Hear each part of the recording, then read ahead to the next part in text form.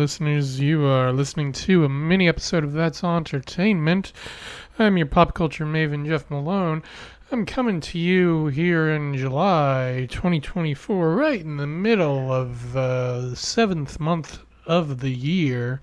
Can you believe it? Usually, when it's this hot, I'm taking a break from podcasting, but I make an exception when the TV Academy releases its nominations for the Primetime Emmy Awards, and that's what just happened, and I thought I'd share some quick reactions, and Aunt Beth relayed some as well. Yes, my excuse me, that coughing was not in reaction to the Emmys. That was just it was just my body warning me that it needs more water, or my throat specifically, and I will get on that very soon. Okay, so anyway, now I have the hiccups. Well, this will be fun. Anyway, yeah, so, as per tradition for most mini episodes, it's just me on the microphone, but Aunt Beth is very much here in spirit, my co-host, my trusty co-host, Aunt Beth. She loves the Emmys just as much as I do. I think that's fair to say.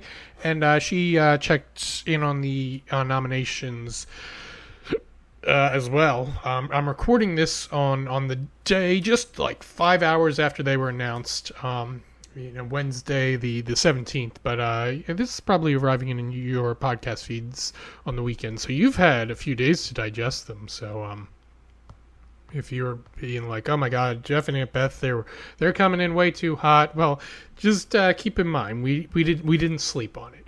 But anyway, so the Bear is looking good. The Crown's got a bunch of noms. So does Morning Show. Shogun is a new biggie in drama series.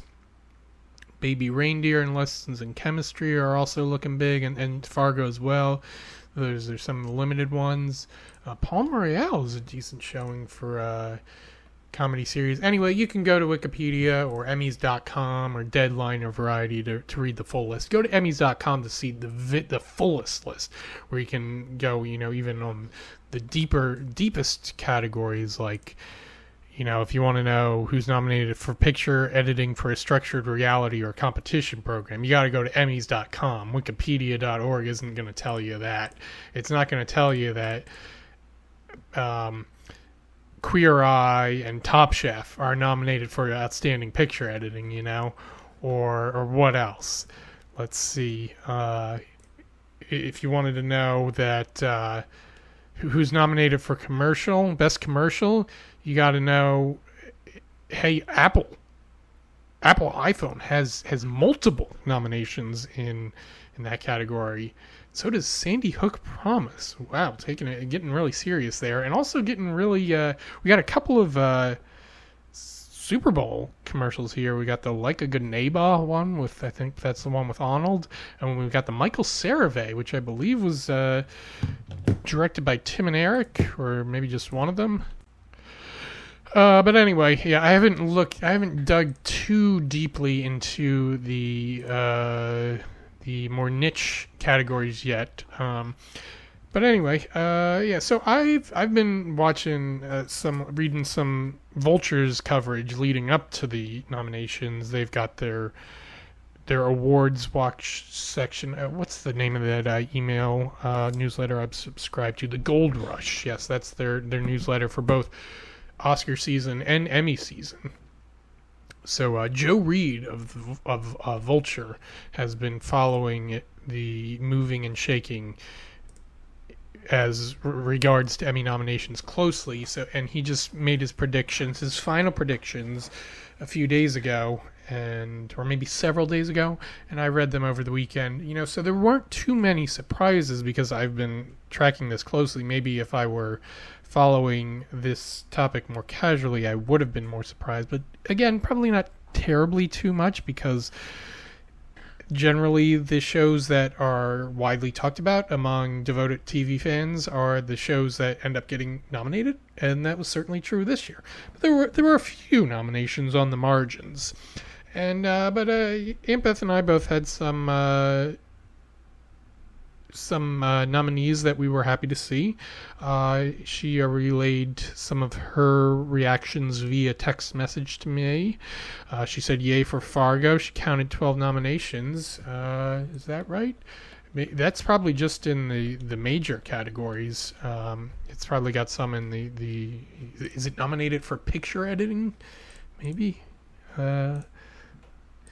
Let's find out. Picture editing for a drama series, or do they? That's Fargo's limited series. Do they have one specifically for? Yes, they do. It's picture editing for a limited anthology series or movie. Fargo is nominated, and actually, this category, the nominees look pretty similar to the outstanding limited or anthology series. The big category.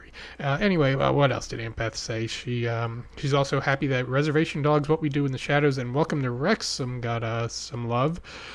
Especially 2 acting nominations. Does she mean 2 among 3 of those? Let's see. DeFaro Wunatai was nominated for Reservation Dogs. I think I saw Matt Berry was nominated for What We Do in the Shadows. Was there any others? Maybe. I'd have to check more closely. I was a little surprised about, what's her name? Devery Jacobs wasn't up for lead actress in a comedy.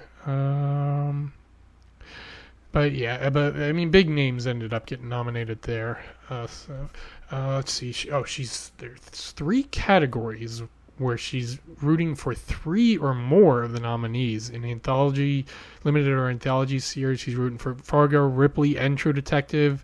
Drama actor, or I think she meant limited series actor. Let me confirm that. Yeah, that must have been, yeah, limited series actor. She's rooting for John Hamm, Andrew Scott, and Tom Hollander. And limited series actress, she's rooting for Jodie Foster, Juno Temple, and Brie Larson. Though she did note she's probably favoring Juno in that category, and I would have to second that. What else? And she does love, and oh, do I love Cheryl Lee Ralph. That's a direct quote from Aunt Beth. She should be the announcer for every award show. Was that because she announced the nominations? I didn't watch the nomination announcement. I just read the. I just read over the report afterwards. Perhaps I should have watched it then if Cheryl Lee Ralph was announcing them. Yes, it was her and Tony Hale. So maybe I'll watch that, even though I won't be watching it live. It'll just be worth it to hear Cheryl talk. Yeah. Okay. What else do we got? So those are Aunt Beth's thoughts. What are my thoughts? Well, here's something. I didn't watch any of the nominees for Outstanding Drama Series. Not a one. I thought about watching Mr. and Mrs. Smith. Donald Glover is in that after all. Maybe I'll try to watch at least the first episode. Donald was also nominated for lead actor, and so was Maya Erskine. Yeah, just to sample it, just to be loyal to my community alums, and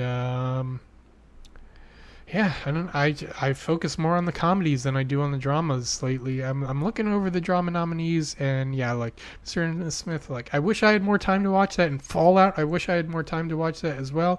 The other 6 nominees, I'm not really that interested in. I'm like not anti-interested in them. You just you have to pick and choose these days. That's what we always say. People who love TV, and nowadays that's what we find ourselves saying. When I hear people say I'm out of shows to watch, I'm like, you must be living on another planet, because here on Earth I have 10,000 hours backlogged. But anyway, I'll think about these some more. These are just quick reactions that I wanted to share with you off the cuff. Fargo did well. I'll be rooting for that in limited or anthology series. I wish it had done a little better. I really wanted Sam Spruill to be nominated for supporting actor and Reacha Morjani to be nominated for supporting actress. I thought Jennifer Jason Leigh would be nominated for supporting actress, but she did not show up. At least Juno Temple and John Hamm were nominated in the lead categories. And a bit of a surprise, Lamorne Morris. There you go, New Girl alum. He was nominated for Fargo. And he was pretty great in that, indeed. So, yeah, there's some fun nominations, and no, I don't hate any of these. None of these are making me go, because I mean, just a lot of them are like, I didn't watch that show. I didn't have enough time. I might have enjoyed it if I had watched it. But anyway, yeah. So I'll try to watch at least one episode of Mr. and Mrs. Smith before the actual Emmy ceremony, and that'll be happening on September 15th, and it'll be on ABC this year, and or this fall, I should say, because we had an earlier Emmys ceremony, of course. The delayed Emmys aired in this past January, and don't forget the Creative Arts Emmy Awards, which will be held September 7th and 8th, and then probably shown on a pre-recorded version, probably the day before the primetime ceremony. That's usually how they do it. Yeah, if you want to know who's winning Outstanding Picture Editing, then you got to watch that the Creative Arts Emmys ceremony as well. Okay, yeah, that's all I'm gonna say for now. I'll be pouring over in the months to come. So yeah, if you want to share your thoughts, your Emmy nomination thoughts with us, you can email us at that'sentertainmentpodcast@gmail.com, or you can hit us up on social media. We're still on Facebook, Instagram, and Twitter, and we're also on Patreon. You can support us there. I think you can send us a message there if you start supporting us that way. And or if you know me and or Aunt Beth personally, you could always text us and say, here's what I thought of the Emmy nominations. And all right, in the meantime, keep your TV subscriptions current and your remotes handy and your eyes open.